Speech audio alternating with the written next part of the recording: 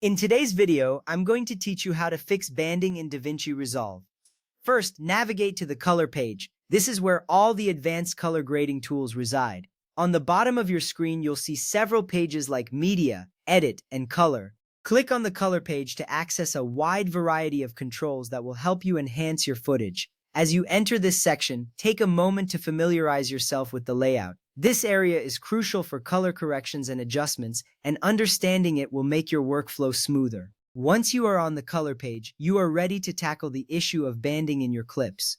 Next, open the OpenFX library on the right side of the screen. You will see a panel where various effects are categorized. The OpenFX library is a treasure trove of tools that can enhance your footage in countless ways.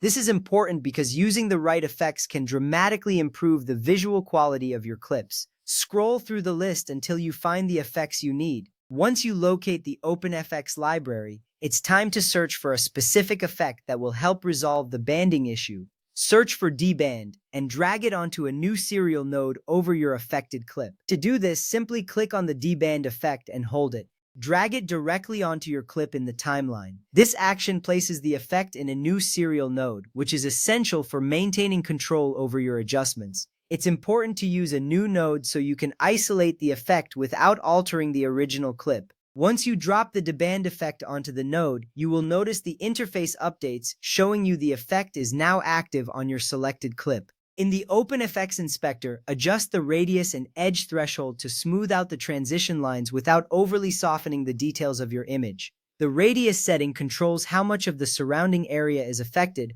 while the edge threshold helps to define the sensitivity around edges. By carefully tweaking these settings, you can reduce the visible banding while maintaining sharpness in your image. This step is critical as it allows you to fine-tune the effect to suit your specific footage, ensuring you achieve the best results possible. Take your time with these adjustments, and you will see significant improvements in the quality of your image. Once you have adjusted the settings to your liking, review the changes on your clip.